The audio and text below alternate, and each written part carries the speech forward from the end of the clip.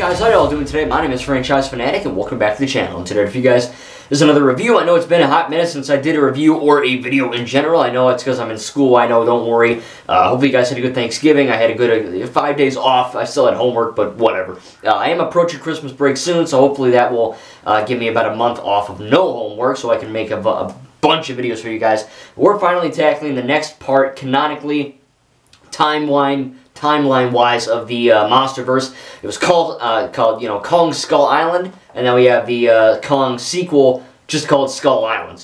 They just took out the Kong. But this is a Netflix anime. It is a direct sequel to the Kong Skull Island film, and it takes place, I believe, before Godzilla vs. Kong, that film. Again, I have not seen Godzilla or King of the Monsters or Kong. I haven't seen any of the other ones. I just saw Kong Skull Island and this show. I just finished it. And I'll say this, for being a Netflix-only show and being an anime, it's a pretty ballsy effing move to be like, hey, you know, the MonsterVerse is popular, and it's probably got some good movies behind it. But, you know, it is not the MCU or the DCE or the Skywalker Saga where they can have like a million comics and books and animated shows and live-action shows and all have it blend into one and all be successful. But I will say, for being a Netflix show, again, I did buy it on Blu-ray here from, I think, eCreator or Etsy, something like that, because I don't have Netflix. But it definitely is worthy of, I think, the MonsterVerse. It's a good movie. Now, there are some issues I'm going to get into, but overall, basically, I will say, yeah, this is, generally speaking, an underrated show.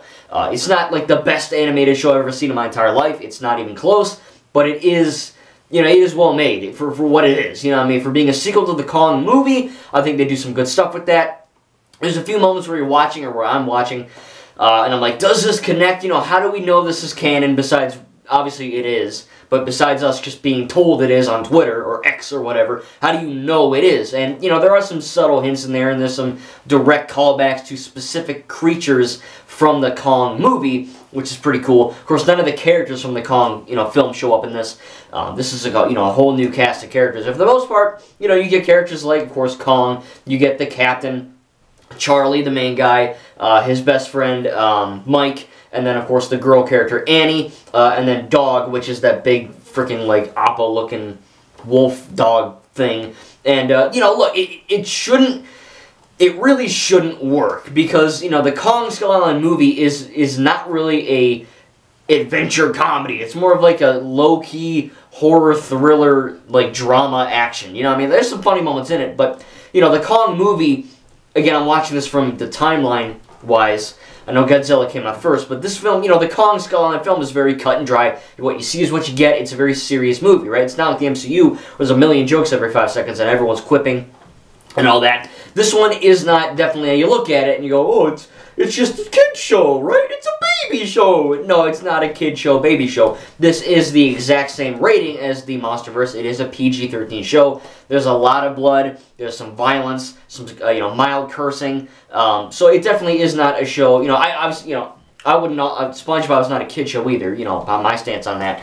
But comparative to other shows that are geared for everyone, this is not geared for everyone. This is more geared for the 13-up audience, much like the MonsterVerse itself. Of course, there probably are 3-year-olds that watch this because it's animated, right? That means it's for toddlers. But if you get rid of that stigma and the baseline stupid thought of that, if you watch it, it's a pretty damn good show. You know what I mean? I know kid shows like Elmo and stuff are good too, I guess, but this is a good show. And it definitely is brutal. So it was a little bit different to watch this in the first, you know, few odd episodes. There's only 8, you know, 4 per disc.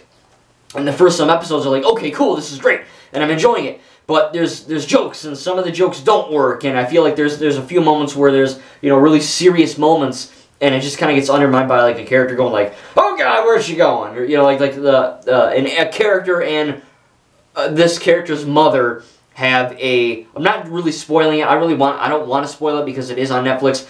Either buy it like I did or just support it, because we'll get into why in a minute. But X character has conversation with Y character, a child and a parent, and the mother goes, oh come on, or oh god, you know, just like funny stuff where, you know, yeah, it is funny. Like, I chuckled. Like, it's funny. It's not funny. But the problem is that there's some of the timing is a bit off. There's some really serious, you know, sad moments where there's either something bloody and gory happening or there's something serious and sad happening.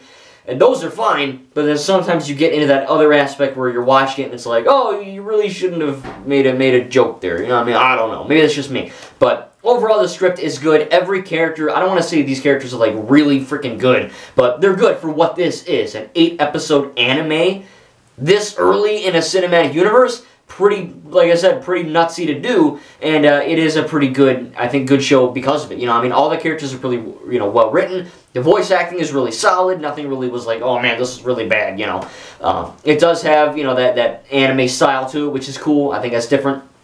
But all the characters are good, man. I think obviously Annie is the best.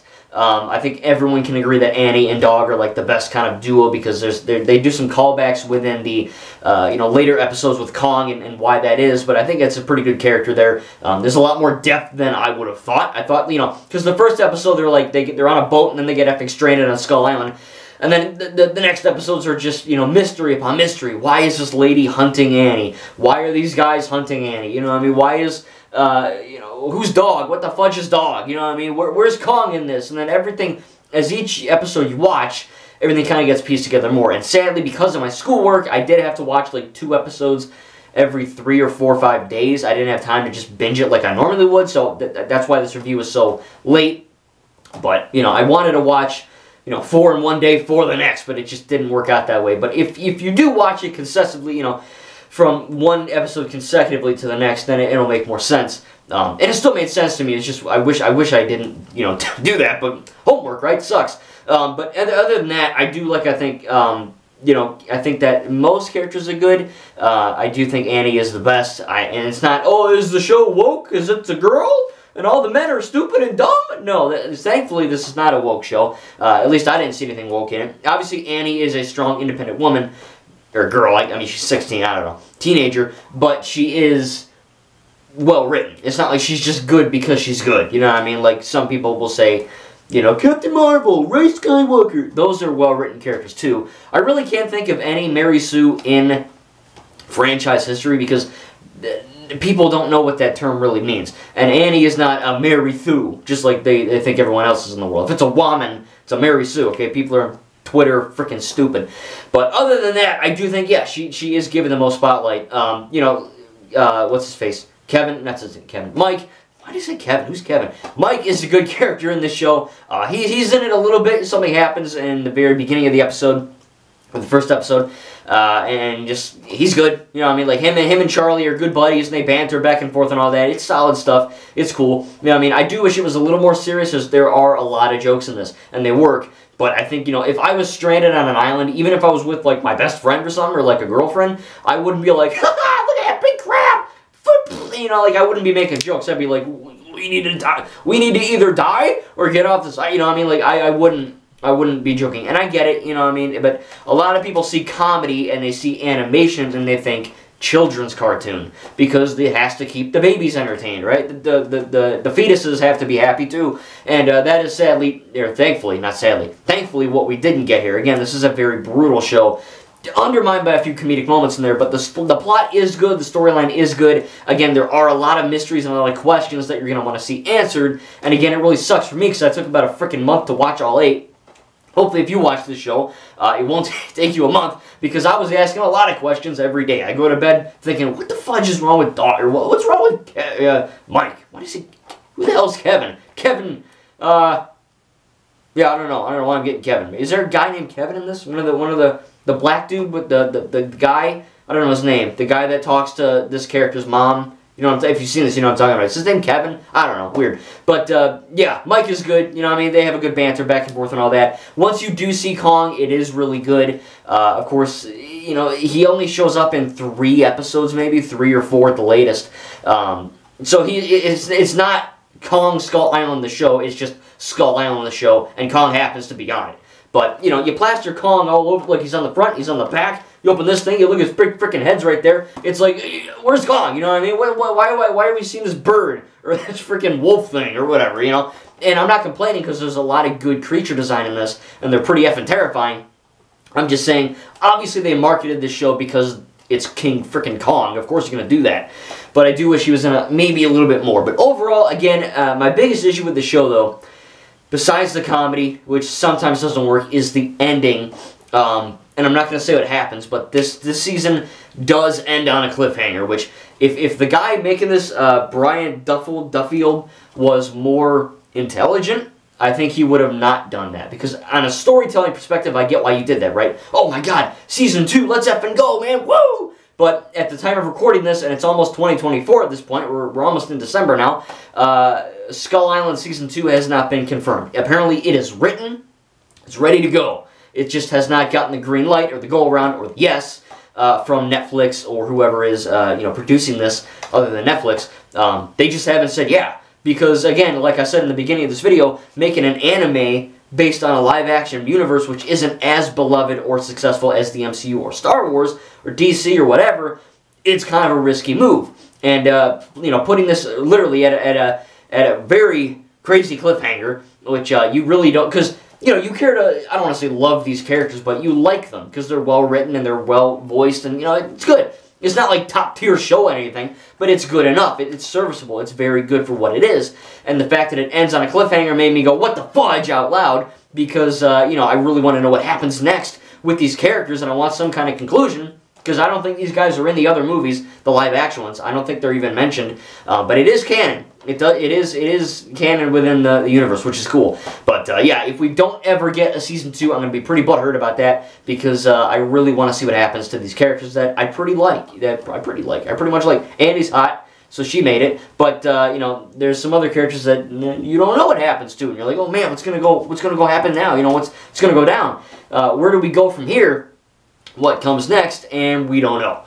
If Season 2 does happen, I will try my best to either watch it on Netflix or buy a Season 2 disc copy. Because, again, physical media is dying. We got to preserve that, or at least I do. I don't know about you guys, but I'm doing it. But I enjoyed it, man. Like I said, it's not perfect. There's a few faults, but it's fun. It's entertaining. It's funny at times. It's action-packed. Pulls on your heartstrings a little bit, and it gives Kong more of a... Like, if you just watch the MonsterVerse movies and don't even touch this, you're missing out. Because this adds lore, and it actually adds more characterization to Kong himself, and makes you go, wow, okay, I understand where this character's coming from now. And because this takes place after, the Skull Island film, you can kind of, the piece things together and be like, oh, I see why he's doing that, or why they're there, and there's some connecting things in there, which is pretty cool. So I'm going to give the Skull Island anime TV show from a 0 to a 10. Probably give it an 8.5 out of 10. I think it's a fairly decent show. I really don't have that many complaints. Again, some of the comedy doesn't work. Some of the pacing's a bit off. And then that cliffhanger is, good. It's oh my god, wow, it's crazy if there's going to be a Season 2. If there is not going to be a Season 2, then that is a negative because they deliberately made it a cliffhanger. Like, you don't make it a cliffhanger because you don't know how this is going to do. Like, it's an anime from a newer film universe. I don't know why they would do that. I'm glad they did it because it's a good show. But, for continuity's sake and just, sequel's sake, they don't make it. What the fudge? What happens? I guess we just got to make up our own ending. I don't know. But hopefully we will get a Season 2 greenlit as soon as we can. Again, we're almost into 2024, so I don't know if that's going to happen. But we'll have to see. But I enjoyed it. I think it's a fun show. It does add to the world. I'm glad I saw it, and it does add to the lore of the show and the entire MonsterVerse that we're having in front of our eyes being kind of unfolded right now. I can't wait to dive into the next one, which in the canon timeline is Godzilla, which released in 2014, which was the very first in the MonsterVerse, but of course the second film and the third piece of content right after this. Hope you guys enjoyed this review. Tell me in the comments below what you think about the Skull Island anime. Have you seen it? Do you want to see it? Again, you can find this online. I think I found it on eBay or eCreator or some kind of e-website. I don't know. Don't worry, it's legit. I haven't gotten killed yet. It's fine. But yeah, I am enjoying the show, and I'm glad I saw it, and I can't wait to see what happens next in the MonsterVerse with Godzilla. Hopefully that won't take another 3 weeks. That's a movie I can crank out in one day. So hopefully that'll be good. But tell me in the comments down below what you thought about the show. Have you seen it? Do you want to see it? And hopefully we'll get a Season 2, because Skull Island, man, it's not perfect. It's pretty good. I enjoyed it. Thank you guys, and we'll see you in the next video.